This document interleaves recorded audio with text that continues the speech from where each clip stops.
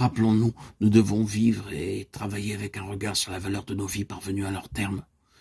Remercions Dieu qu'il puisse en être ainsi. La vie serait une énigme, elle serait intolérable si tout ce que nous avons appris par la souffrance et par la discipline partait avec nous sans que rien de plus ne subsiste.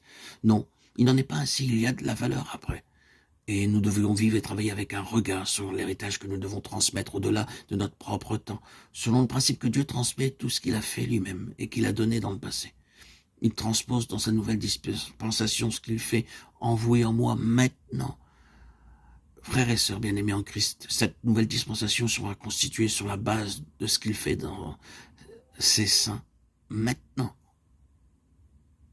à l'instant T. C'est un principe du Nouveau Testament. Ce qu'il fait dans l'Église maintenant doit être le meilleur pour les âges à venir. Ce qu'il fait en nous, ce n'est pas présomptueux de le dire, va être la vie même de certains au-delà de notre temps. Ainsi, nous ne devrions pas penser à cette vie comme à quelque chose que nous devons traverser, qui doit être vécu pour nous-mêmes, mais qui représente quelque chose en soi. C'est quelque chose qui sera encore incorporé pour la gloire de Dieu dans ce qui doit être. Ce qui procède de Dieu ne peut jamais mourir, mais sera conservé pour toujours par lui et sera utile. Je me demande si c'est une pensée nouvelle pour vous. Ce que le Seigneur fait en vous pour l'accroissement de la mesure de Christ va être utile longtemps après vous, que vous soyez parti. Après que vous soyez parti. C'est un principe, c'est une loi. Ce qui vient de Dieu existe pour toujours et sera utile. L'enfance dans les bras de ce qui est ancien, l'enfance se trouve entre les mains de Simon. L'enfant dépend de ses bras.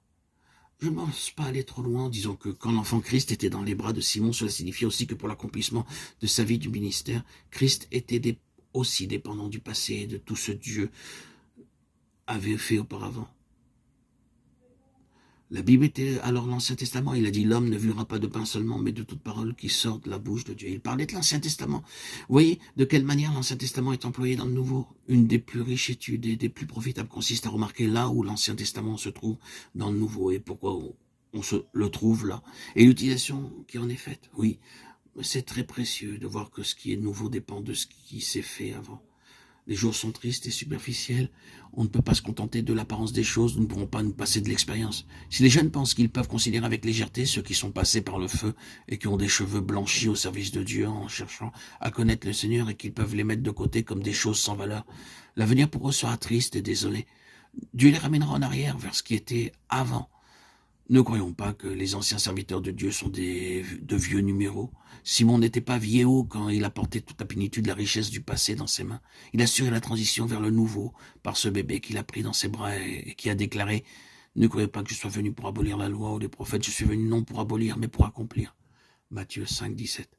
Il y a toujours tôt ou tard des réactions à l'égard de ce qui est bon marché superficiel avec le sentiment de ne pas pouvoir continuer sans que quelque chose de plus plein puisse venir.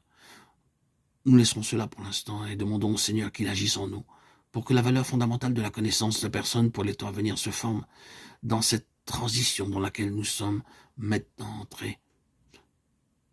Ce qui vient de Dieu existe pour toujours et sera utile. Ce que le Seigneur fait en vous par l'accroissement de la mesure de Christ va être utile longtemps après que vous soyez partis.